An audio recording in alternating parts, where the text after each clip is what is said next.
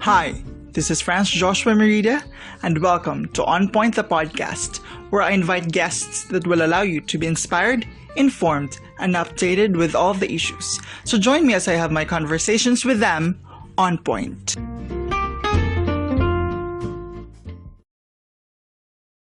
Po dito sa isang episode ng On Point the podcast. And for this episode, we have the professor from the Department of Political Science, University of the Philippines, Diliman, Professor Edcel John Ibarra. Professor Ibarra, thank you so much for saying yes to this conversation. And finally, welcome po dito sa On Point the podcast. Thank you for inviting me. It's my pleasure to join. Again, nais ko lang po magpasalamat because thank you for squishing us into your busy schedule kasi alam ko pag may mga ganitong pangyayari sa politika, kinukuha kayo for interviews. And again, no, thank you for na napaunlakan nyo kami. For the first question, no, for context lang, it has been known to many that yung talagang 9-dash line ng China was, or the aim is really to, parang yung claim nila for the 9-dash line is parang sakupin, hindi parang, but to gain the absolute control of the entire South China Sea. Ngayon, ang tanong ko dito para sa mga nakikinig, ano bang areas na parte ng ating exclusive economic zone that China is trying to take control over? Ano bang mga islands to? Ano bang mga territory ito? Okay. Well, number one, mahirap to talk about this without looking at maps, no? Para maintindihan natin talaga kung ano ba yung kiniklaim nino at gaano kalaki yung claims. Mm-hmm.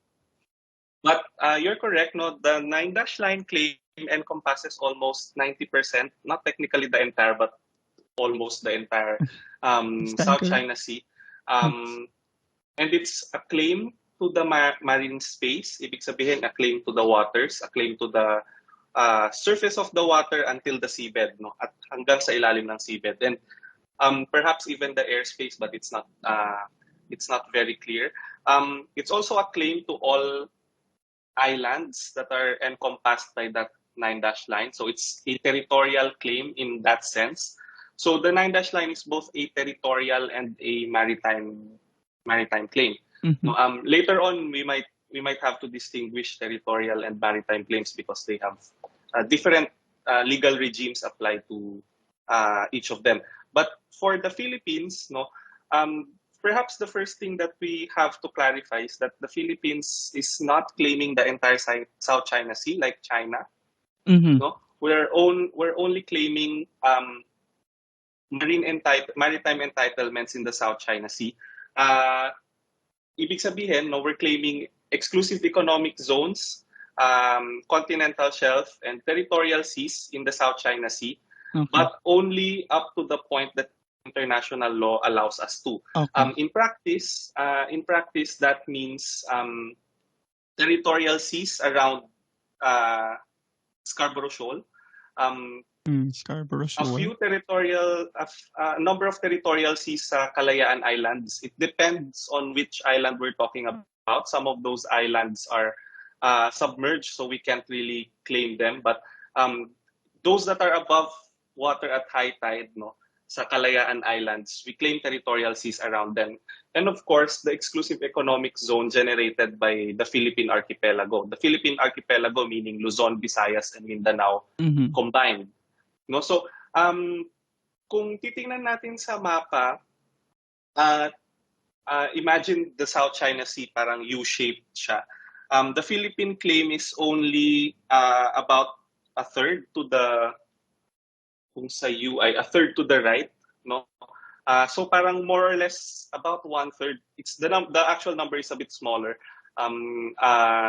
Siguro mga 1/5 of the South China Sea lang yung kiniklaim kiniklaim natin. No? Unlike China, which is claiming 90% Okay. of the South China Sea. Now, China's nine-dash line, however, it's up. Itong yung binanggit nating exclusive economic zone and territorial seas around Kalayaan Islands. China's nine-dash line, it's up, according to one estimate, up to 80% of those claims. So Mm-hmm. meaning, if the nine-dash line was true, if the nine-dash line were true, we will only have 20% of what international law normally allows us to sa South China Sea. So, ibig sabihin, 20% nung one-fifth, between one-third and one-fifth na kiniklaim natin sa South China Sea if the nine-dash line were upheld. No? So, I'm sorry if it got a bit too technical there, but the key point there is that the West Philippine Sea is part of the South China Sea. It's not the whole South China Sea. It's only a portion of the South China Sea. No, siguro to simplify, it's best to think of it that way.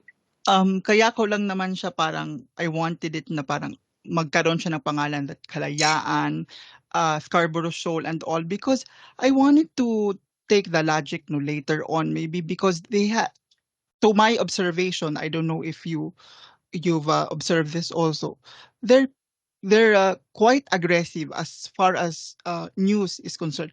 They're quite aggressive doon sa Ayungin Shoal versus compared dito sa mga ibang islands na to, no? And I wanted to to take your thoughts on that. Why is that they really are that aggressive in Ayungin Shoal compared to uh, Kalayaan Islands or Scarborough Shoal, but it doesn't mean nga walang skirmishes sa Scarborough Shoal or within Kalayaan Islands. There were also reported, but as we can see in as far as news is concerned, parang they're really aggressive doon sa uh, in as far as resupply mission is concerned. Why do you think so that they really are aggressive indeed when it comes to the Ayungin Shoal? So, Ayungin Shoal, also known as Second Thomas Shoal, is part of the Spratly Islands. It's also part of the Kalayaan Island group. No, similar to how the West Philippine Sea is not similar to the South China Sea, the Kalayaan Island group is not similar to the Spratly Islands. No, so we're only claiming a portion of Spratly Islands known as the Kalayaan Island group. And within that Kalayaan Island group is Ayungin, Second Thomas Shoal. Kung titingnan natin siya sa mapa, it's fairly close to us. Mas malapit yung Mischief Reef, Panganiban Shoal. Yung Pag-asa Island, which is like the flagship island sa Kalayaan Island, which is where the municipality of Kalayaan is seated, medyo mas malayo pa siya. So, pag-iisipin natin, more or less nasa gitna ng Pag-asa Island at Palawan yung Second Thomas Shoal. Recently, may maraming balita about Second Thomas Shoal. I think part of why China is very angry sa Second Thomas Shoal is that in its view, ewan ko kung nabalitaan din ninyo na some Philippine president supposedly promised to pull it out but did not. No, so for China that was a huge breach of confidence. No, so it's part of the reason kung bakit siya galit na galit. Now, having said that though, kailangan nating i-contextualize yung galit niya. No? And is the galit proportional to what is really happening there? No? Number one, no, the tribunal ruling said that Second Thomas Shoal is a low tide elevation. A low tide elevation is an island, actually a reef that sumisipot at low tide pero pag high tide natatabunan ng tubig. And under international law, if a low tide elevation is isolated, such as the case in Second Thomas Shoal, it forms part of the seabed ng pinakamalapit na bansa. No? Within 200 nautical miles. No? Since it falls within 200 nautical miles, sa no, atin ang yun. treatment, yes, ang treatment ng international law is that it's part of the Philippines' seabed. No? Actually, the more technical way of viewing it is that international law does not permit states to stake sovereignty claims in islands that do not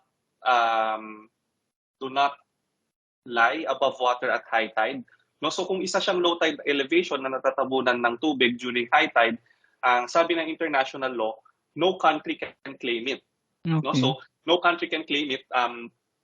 But international law also says that kung nasasakop siya within 200 nautical miles of a coastal state, isang bansa na nasa dagat,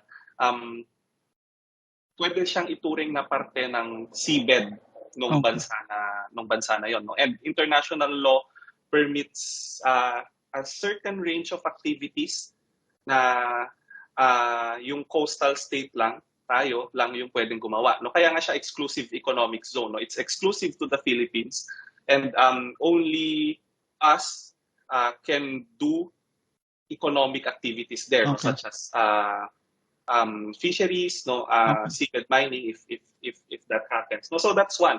No, international law says that a low tide elevation cannot be claimed, no, and no country can ever claim a low tide elevation. So, dun sa criteria na yon, no, yung galit ni China is not proportional kasi wala namang dapat nagki-claim, no. So bakit ka magagalit?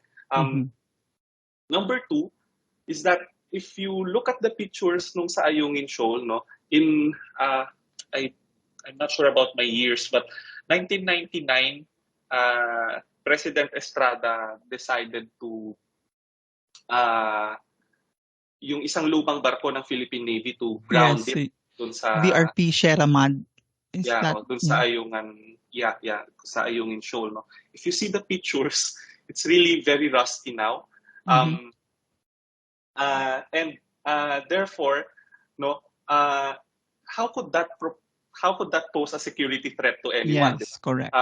The Philippine contingent there is very small, no, parang average yata 5 troops lang yung nandoon, no, and the supplies that we are giving there are food supplies, no, of course, for the troops that are stationing there, and a few construction materials kasi nga deteriorating na yung BRP Sierra Madre. No, so if you look at just look at the pictures, no, we're not even talking about building artificial islands like what China has done. No, it's simply making sure that the troops who are stationed there can live there with dignity, no, at hindi naman sila exposed to the elements, no. So may construction materials, may food na binibigay, yun lang yung binibigay doon, no. How could that pose a security threat, no? In that criteria, no, again, we can say na hindi proportional yung galit ni China because we're not building artificial islands there. So based on those two criteria, no, I would say na overblown yung reaction ni China, but its anger is based on I think yung feeling niya na betray siya because of a supposed deal that somebody made that they will pull out the Sierra Madre, but based on your observation kasi you know, I understand that you've been observing this for quite some time now. Parang hindi ba dapat mas malalaking ship yung ipadala, not to parang kasi parang nakikita ko sa news parang they describe it as parang civilian boats, maliliit.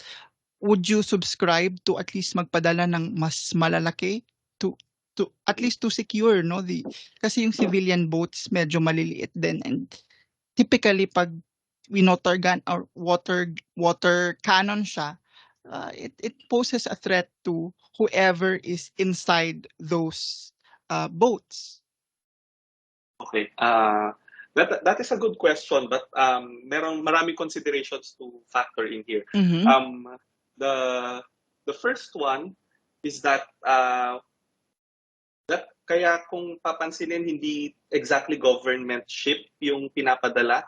Ang pinapadala ay isang kino-contract na civilian vessel, kino-contract ng Coast Guard to deliver those items. Because we don't want to use government ships kasi it might be seen as aggressive.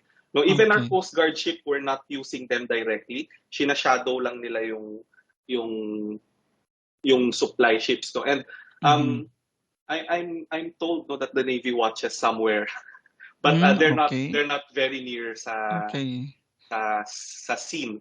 No, it's the Coast Guard that's really shadowing the small boat. So we don't want to get our bigger ships involved, no, kasi we want to keep it civilian. No, and we consider it a humanitarian mission, so it's not really a military. Our view of it is not a military mission. It's run like it's a military reason, but the press release is that it's a humanitarian. It's a humanitarian reason. Kaya civilian yung pinapadala natin, no. And there's also optics to it, no. Kung makikita yung mga unang pictures na nilalabas ng Coast Guard at ng National Task Force on the West Philippine Sea, maliit lang yung barko, di ba? Ang lalaki ng barko ng China Coast Guard, no, because China Coast Guard ships used to be Navy ships, no, na pininturahan nila ng puti, no, and nilagyan ng label na China Coast Guard, but all the capabilities of an old Navy ship remains. So it's like a Navy ship. Yung optics matters there because when the Philippine Coast Guard started taking pictures, no, ang laki talaga ng disparity. You see how small our supply ship is versus how big China Coast Guard is. We observed after, di ba, paulit-ulit nilang ginagawa yung resupply missions, no? Naobserbahan ng Coast Guard na paliit na ng paliit yung binibigay na ships ng China Coast Guard. No, so hindi na nila nilalagay yung mga malalaking ships kasi ang pangit sa optics, no. Bakit mo nilalabanan yung isang napakaliit na ship? No, so ngayon gumagamit na sila ng relatively smaller but still bigger than ours na ship. No, so optics matters. So that's part of the reason kung bakit small civilian boat yung nilalagay natin. The second one, I think, is that may hesitance tayo to send out our bigger ships because of our experience during the Scarborough Shoal standoff. No, nangyari yung Scarborough Shoal standoff 2012, and part of the reason why the standoff happened was because of miscalculations, misunderstandings, bad optics, in other words. No, kasi in our system, no, before we had bigger Coast Guard vessels, before we had ships for BIFAR, ang nag-apprehend for fisheries crimes ay Navy. No? So, nung 2012, no, may illegal fishing that's happening in Scarborough Shoal, it just so happened that our only asset that was nearby was a Navy ship. So the Navy ship was commissioned by the Bureau of Fisheries and Aquatic Resources to apprehend illegal fishing in Scarborough Shoal. So they went. Ngayon, nakita ng China, bakit may warship dito? So what China did was to send its own warship. Parang na-aggravate din sila. The standoff happened. No, and as we all know, no, it ended. The ending of the standoff was that nag-pull out tayo, but China did not, and now China controls Scarborough Shoal. So parang natuto tayo sa experience natin in Scarborough Shoal. So ngayon, I think I have to give more thought on this, but based on yung kwento ko, I think I understand why we're sending small civilian vessels kasi baka mamaya i-bait natin si China into, if we send, say, our biggest ship, we might bait China into sending their bigger ships. no, and that would create another standoff, no, and in our experience of standoffs has not been very good, no. So I think we're just being careful, no, Okay. given how China behaves Okay. historically. Punta naman tayo dito sa ano, many people would say that with the Marcos administration coming, with the Marcos administration now, most people, or that's what I've heard from the news experts, would say that we are in a better light in terms of how we are handling this issue, no, in the West Philippine Sea. Um, an, ano sa tingin mo yung an improvement when it comes to like vis-a-vis Duterte administration, vis-a-vis Marcos administration, and ano yung kailangan pang i-improve ng Marcos administration when it comes to handling this West Philippine Sea issue in terms of the narrative, our positioning in handling this West Philippine Sea issue. Yeah, that's a great question, no? Kasi all observers initially expected Marcos Jr. to simply continue Duterte's foreign policy, but it's very clear now that it's not the case. No, in fact, no. The irony here is that Marcos Jr.'s foreign policy looks a lot like Aquino III's foreign policy. No, in the sense na we're fighting back. No, the Aquino administration fought back. No, yung pushback that the Aquino administration did was multidimensional. No, of course, the most significant pushback that they did was legal. So they filed an arbitration case against China. But let's also not forget rather that the Aquino administration also strengthened our security ties with the United States. No, sila yung nag-negotiate nung Enhanced Defense Cooperation Agreement or EDCA. No, na ngayon ay in-expand ni Marcos Jr. No, and during the Aquino administration, nag-engage din sila sa what we call defense diplomacy. So they tap like-minded countries, but in practice these are US allies. No, so we went to Japan. No, we reaffirmed our strategic partnership with Japan. No, with Australia we signed a comprehensive partnership, no, during Aquino time, and with Vietnam also. No, we had a strategic partnership with Vietnam during the Aquino administration. So doon sa strategic partnerships na yon na ginawa ng Pilipinas, for instance yung sa Vietnam, no, it was to coordinate the positions of the Philippines and Vietnam para united sila in their positions against China. No, same goes with Japan and Australia, but because Japan and Australia have plenty of resources, no, nanghingi rin tayo ng capacity training from them, no, military equipment, no, military training and military equipment, no, and Coast Guard, no.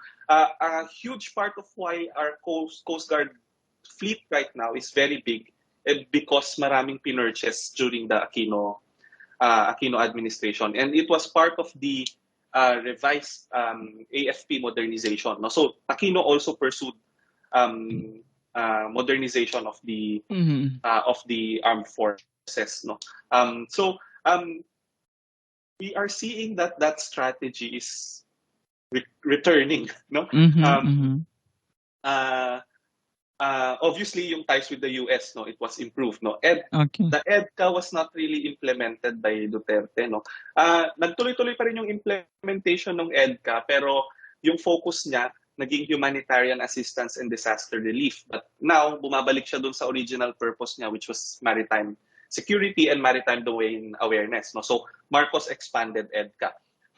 Marcos is also expanding our ties with itong like-minded countries and doing a similar kind of defense diplomacy. No, so with Japan, no, very recent news na we're negotiating a reciprocal access agreement. A reciprocal access agreement is similar to a visiting forces agreement. No, Mhm. Essentially, no, we're trying to negotiate a VFA with Japan. No, during the Aquino administration, trinay natin, no, but it did not really bear any fruit. Ngayon, we're going to try again. No, with Australia, we also had the status of forces agreement during the. I'm not sure about the timeline, but the negotiations started during Aquino. No, may status of forces agreement tayo. It's again similar to a VFA. No, so may Okay. VFA tayo with Australia. At ngayon, no, yung comprehensive partnership natin with Australia, inelevate into a strategic partnership. No? So, in international relations, a strategic partnership is just shy of an alliance, no, a formal alliance. Ang alliance kasi dapat may treaty ka eh. But this one is just short of an alliance, no, a strategic partnership. So makikita natin yung resurgence ng Aquino era policy, and of course with AFP modernization, no, Marcos is planning to. There's no talk of canceling yung Okay. Horizon 2, Horizon 3 ng AFP modernization. In fact, gusto nga nilang mag-purchase ng submarine. But let's see if Okay. it comes to that. So there's a very ironic, no, kasi it's the Aquino administration's foreign policy, but we're seeing a resurgence of it during the Marcos Jr. administration. So I would say that his foreign policy looks more like Aquino's foreign policy than Duterte's foreign policy, ironically, no? Which is why a lot of people were surprised. No? Mhm. So yun, I think I've said too much already. Dito na I'm just curious, no, itong mga the others would call it the regional powers. Where regional powers, I mean the ASEAN or the Southeast Southeast Asian nation. Where is the regional powers in this issue, considering may mga countries din sa ASEAN, no, na may kiniklaim din dito sa South China Sea. What what can we do precisely to get help from them, because definitely they have the same situation as ours. Okay, when it comes to ASEAN, sa ASEAN members, ang kapareha lang talaga natin na sitwasyon ay Vietnam and to a lesser extent Malaysia, no, and to an even lesser extent Brunei, no. So silang tatlo lang yung we're facing more or less the Mm-hmm. same challenges with China. Indonesia is not officially a claimant state in the South China Sea, but yung exclusive economic zone ni Indonesia also overlaps with China's 9-dash line. But Indonesia would not admit that it's a claimant, no. So isa siyang we can call Indonesia a closet claimant, no. Ayaw niyang aminin na claimant siya sa South China Sea, no. So konti lang sa ASEAN yung may very strong interest in the South China Sea disputes. Kaya it's hard to get a common denominator against all the other countries na walang direct interest sa South China Sea. Of course, the interest there is regional peace and security and stability, blah blah blah. Kasi I But wanted to get if that's they an have one indirect voice with this an when it indirect comes to this issue. factor. But nonetheless, kahit na 3 or 4 lang sa ASEAN yung directly concerned talaga dito sa South China Sea issue,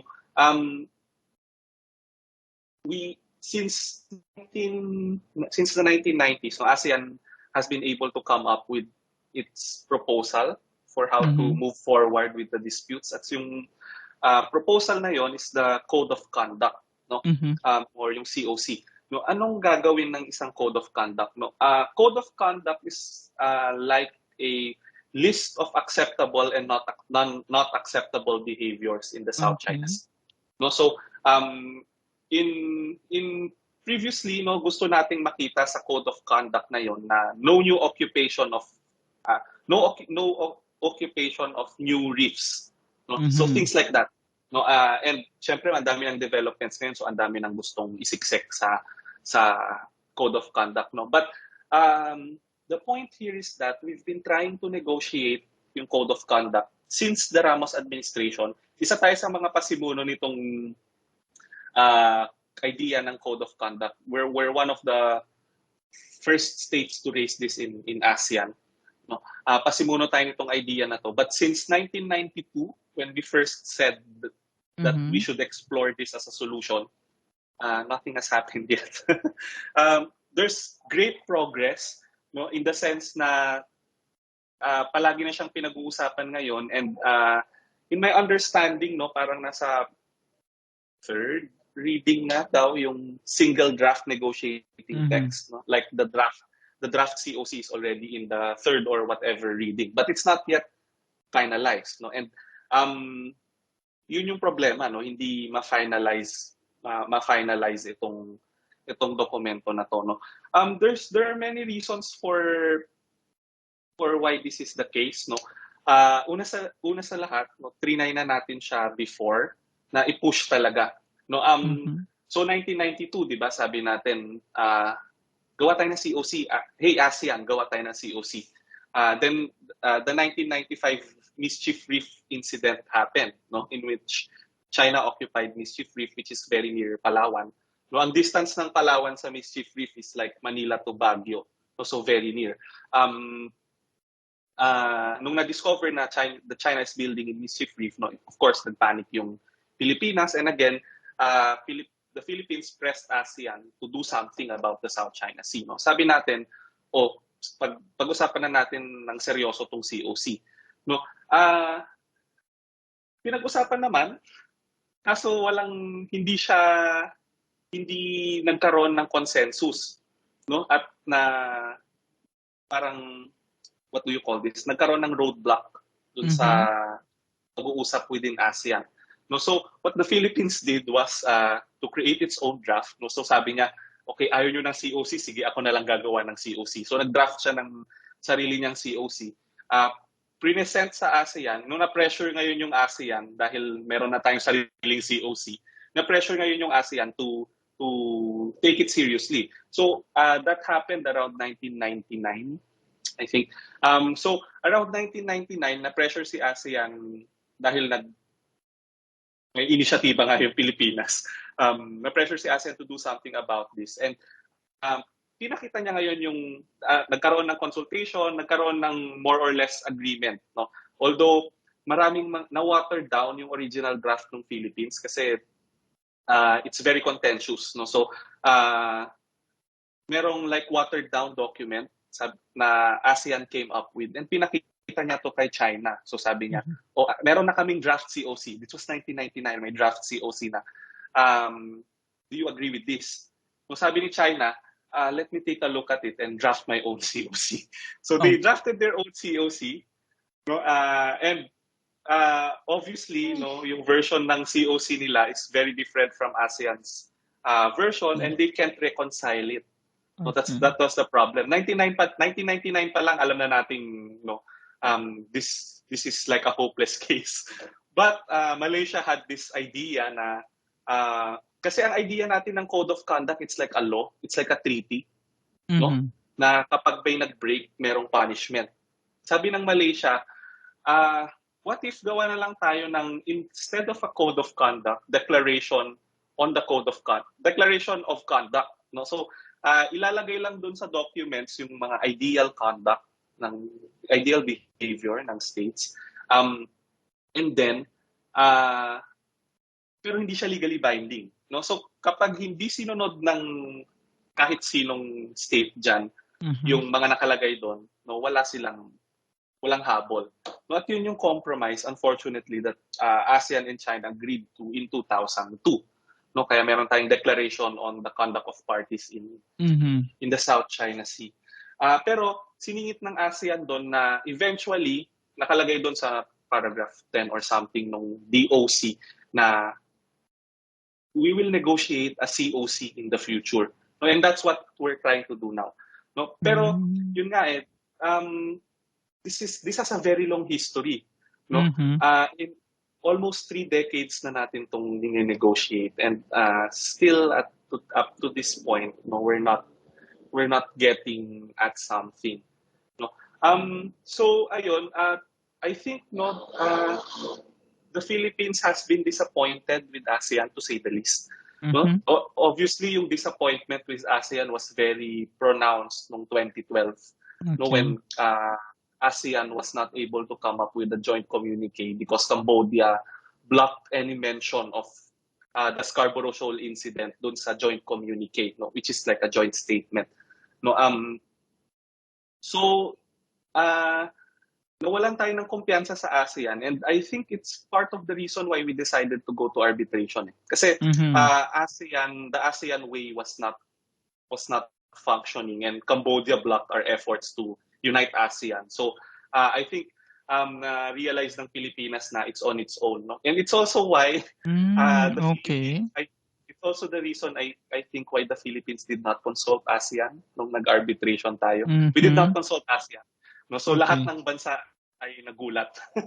Hindi lang si China yung nagulat sa kaso, lahat ng bansa. Kasi nga I think no, the officials felt at that time that ASEAN has been disappointing.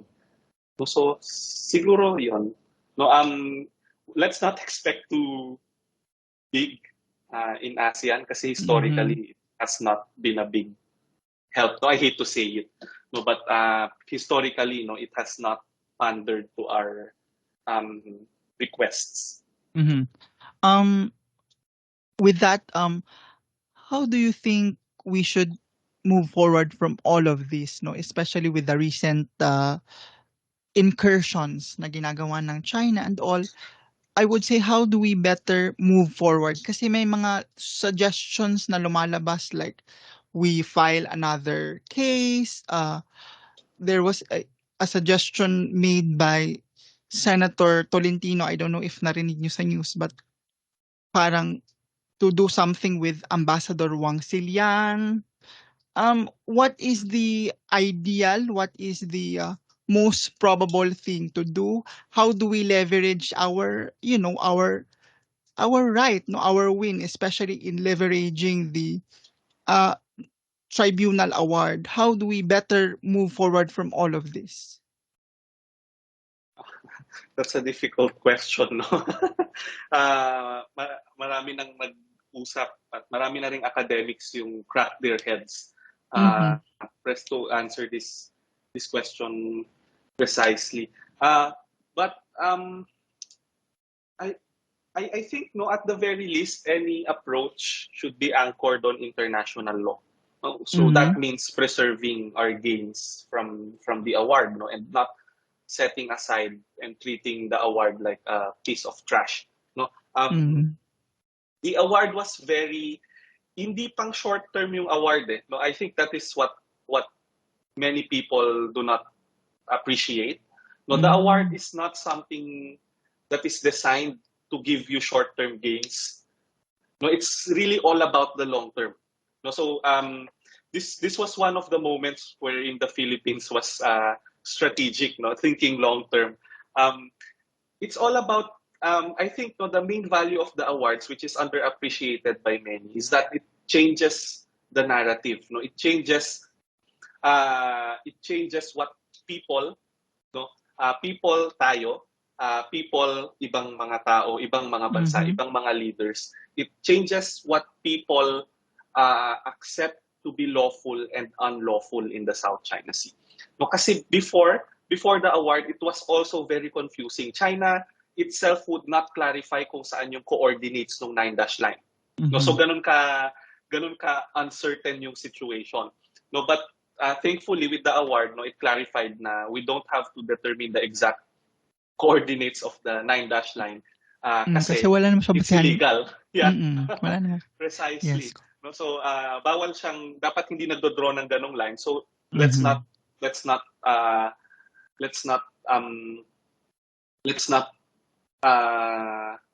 think about those coordinates, no? Kasi Mhm. sa totoo lang, iba-iba kasi yung, depende sa kung anong mapa yung titingnan mo, medyo iba-iba yung coordinates. Eh. Yung ibang mga mapa nga, 10, 11 yung dashes. So, Mhm. this is also very confusing, no? But thankfully, with the award, no, ginawa niyang less confusing yung situation. Mm. No? So, everybody now knows that the 9-dash line is illegal. So, meron sila ngayong basis for saying which meron ngayong basis for calling out China's actions, no. So it's really all about the long term. I think um if kung wala yung award, feeling ko, 'di ba, during the Duterte administration, the surveys were consistently saying that the Philippines should pursue a tougher stance on the South China Sea Yes. issue because Duterte was so accommodating of China. Feeling ko if we did not pursue the award, no, that sentiment would not have been there. No, kasi Mm. feeling ko that sentiment was bolstered or emboldened by the award. Kasi alam nating nasa tama tayo eh. So Mm. we're confident that our behavior is lawful, no, within Mm, okay. parameters. We're confident Yes. that most Mm. most anyway, most of our behavior is lawful. So may kumpiyansa tayo na nasa tama tayo, no, and it matters not just for us, no, for us Filipinos to take our officials to make our officials more accountable, no. I think part of why the Duterte administration, di ba, nung una very pro-China siya, but towards the end of the administration, medyo mas naging harder yung stance niya on Mhm. China. Part of the reason, I think, was because public opinion was so persistent that Mhm. the public was saying that this is not, we should not be doing this because we have this award. We're in the right track. No, so the award influenced that. The award also influenced the behavior of other countries, no. Mhm. Previously the United States would not say anything on the South China Sea disputes, no. Mhm. Ang position ng United States during Obama was that the United States takes no position in Yeah. territorial disputes in the South China Sea. That's still the case, na that the United States is not taking any territorial position, but now it has taken a maritime position. At yung Ah. maritime position ng United States is that they support the arbitration award. No, Mhm. Donald Trump said that explicitly. No, the Trump administration said that explicitly, that the award is international law and binding on all parties. No, and um, because of uh, because of that, no, support by the United States, parang nagkakumpiyansa na rin yung ibang mga bansa to support it, especially the US allies. No, mapapansin ninyo na sa statements ng US allies, palagi na nilang binabanggit yung South China Sea Arbitration Award precisely because the award has already shaped the Mhm. narrative May ginamit pa nga silang internationally. term, ironclad daw yung relationship natin. How Mm. how are we sure about this? Can we cling into this na alone, no? Or shall we, I mean, what do we need to prepare? I mean, prepare in the sense that what are the things that the AFP should be getting ready? Are we going to just cling on this ironclad relationship alone? I mean, what's your thoughts on, kasi yun yung ginamit nilang bagong term, Mm. that ironclad relationship. Um, yung term na yan, no, let's shift gears. Yung term na yan, palaging ginagamit ng United States sa Japan, sa South Korea, sa Australia. Hindi niya ginagamit sa Pilipinas noon. Pero ngayon, Mhm. since the Trump administration, no, we have been very vocal that the administration that the alliance is ironclad, no. Tayo nagrereklamo tayo noon kasi parang bakit lahat naman tayo dito treaty allies. In fact, we're the oldest US treaty ally in Asia. Yes. We're older than Japan, South Korea, Australia. No, bakit hindi niyo dinidescribe as ironclad yung relationship natin? No, but the United States has changed its position, no. Nung Trump administration nga clarify pa nila, no. They went further than saying that the relationship is ironclad. They said that any attack on Philippine ships will trigger the Mutual Defense Treaty. No? But so, Okay. how more ironclad can you get than that? No? Yeah. So, um, um, uh, because uh, because of that clarification by the United States, no, parang meron ngayon tayong kumpiyansa that our ally will support us. But you're also correct, no? And the key here is that hindi dapat tayo masyadong umaasa sa ating ally. No, yun yung storya nung 1995. The analysis of the Mischief Reef incident was that kung babalikan kasi natin yung timeline, 'di ba 1991 we kicked out US bases in the Philippines, no? 1992 umalis yung mga Amerikano. No, so wala nang US military presence in the Philippines, nawala, no? It's very convenient na nung nawala yung mga Amerikano, saka naman pumasok si China.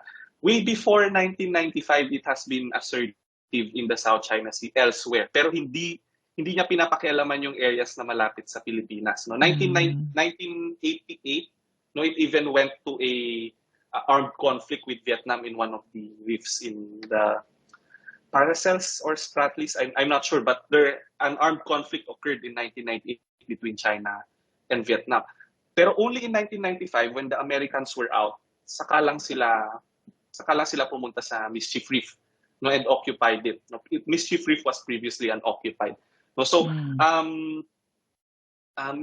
many analysts are saying na it's because of the power vacuum created by the pullout of US military forces during that time. No, kasalanan natin in a sense kasi during the Aquino administration, the Cory Aquino administration, no, it was very clear that the nationalist sentiment was very strong at gusto na nilang tanggalin yung US bases. No, yeah, oo. Yes. Say, it's a vestige of colonialism, blah blah blah.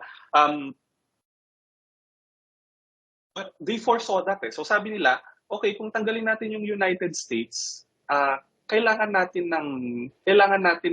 palakasin yung military natin. No? So the very first idea of modernizing the AFP came during the Cory Aquino administration, but it was not implemented.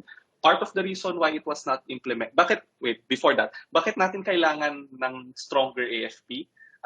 Because our AFP has no experience, has little experience in fighting external security threats. No, puro internal security threats yung nilalabanan ng AFP at that time. No? So magaling ang AFP sa counterinsurgency, counter-communism. So puro internal security threats yung nilalabanan ng AFP.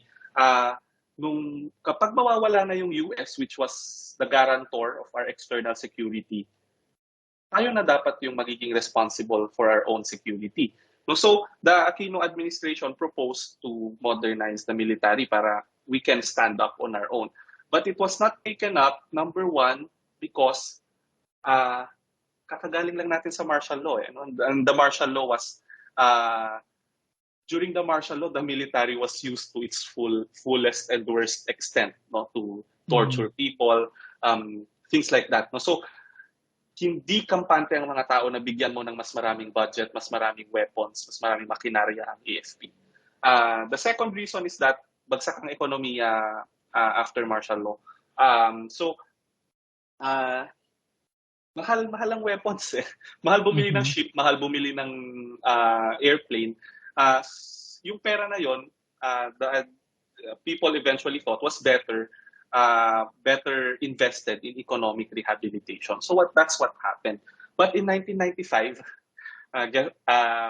na-realize natin na, oops, dapat pala hindi natin kinalimutan yung external security natin. So shelve nila nung Cory Aquino administration yung plan to modernize the military. No?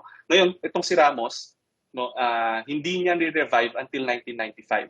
No, when we discovered that the Chinese occupied Mischief Reef, January 1995. February 1995, ang bilis ng Congress. Pinasa yung military modernization plan that was crafted during the Cory Aquino administration.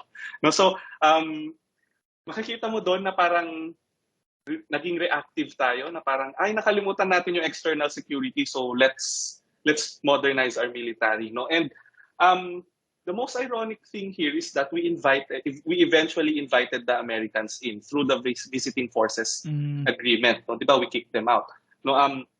But we realized na yes, kailangan natin i-modernize yung military natin, but that will take some time. In the meantime, we have to invite the Americans back in order to deter the Chinese. No, what's very ironic about this is that, di ba sineselebrate yung Magic 12 that the Magic 12 senators that voted against the renewal of the military bases agreement with the United States. So, nung panahon ng VFA, because the Senate has to concur in the VFA, no, nag-flip yung mga senators that previously supported kicking out the Americans now supported the VFA, no. Joseph Estrada, nung senator siya nung 1991, he voted against renewal, no. Siya yung nag-ratify nung VFA. Si Orly Mercado, senator din noon, defense secretary ni Estrada, supported that, no, urged Senate to ratify it. And there were two more senators that were present in 1991 and 1999 who flipped, no. Dati sinuportahan nila na tanggalin, ngayon nagbago na ng posisyon. And even Blas Ople, very nationalist figure. We know him to be a nationalist figure. He made a speech before the Senate floor arguing for the VFA. So, yung Pilipinas had this realization that we cannot, if we want to be independent from the United States, we have to develop our military. So, I think yun yung kailangan mangyari, no? Hindi dapat tayo maging overly reliant for external defense sa United States, no? Because even if the Mutual Defense Treaty was triggered, no, part of the provisions of the Mutual Defense Treaty is that it should go through constitutional processes in the United States, which means that the U.S. Congress may not agree to it. But which means na kahit ma-trigger yung MDT, pwede pa rin tayong iwanan sa ere ng United States, which means that we have to stand up for our own, which means that we have to modernize our military. So in short, I would support yung continued modernization of our armed forces.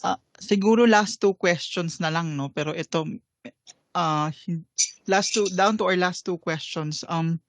I heard in an interview with the program of Christian Isguera, si Rafi Alunan, I don't know what his position dati kay Ramos. May position National siya sa Security Advisor. Parang I heard in that interview, hindi ko lang narinig yung kanyang konteksto talaga, that sa program ni Christian, parang sinabi niya is, China is bent in going to war, no? Parang, I will ask you this, do you subscribe to this idea? How far or how near are we from that said war? Or parang itong narrative na gigirahin tayo ng China, what is this? Is this far from happening? I mean, what's your take on this? Kasi yun yung sinabi niya, China is bent on war, no? On really pushing the trigger. As an observer, how do you process this? What's your take on this? Personally, no, as a political scientist, we're not in the business of prediction. So I can't tell, no, if China will indeed start a war, no. Maraming factors to it, no. Maybe a change of leadership will make China friendlier in the international stage. Maybe. But there's just so much uncertainty. No? Anything can happen, but also, pag sinabi anything can happen, usually iniisip natin, ibig sabihin war can happen, but also peace can happen. We just don't I think no, we just don't know. Minsan dangerous din kasi to assume the worst of your quote unquote enemies, or assume the worst of other countries, because they will be more defensively, no. And ito nga yung classic dilemma sa international relations, no. Tayo hindi natin alam kung defensive ba or offensive yung pagpe-prepare nila in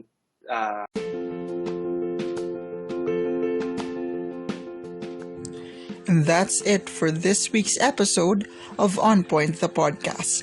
Don't forget to follow us on our official social media accounts to keep you updated. This has been Franz Joshua Merida. Until our next conversation here on Point.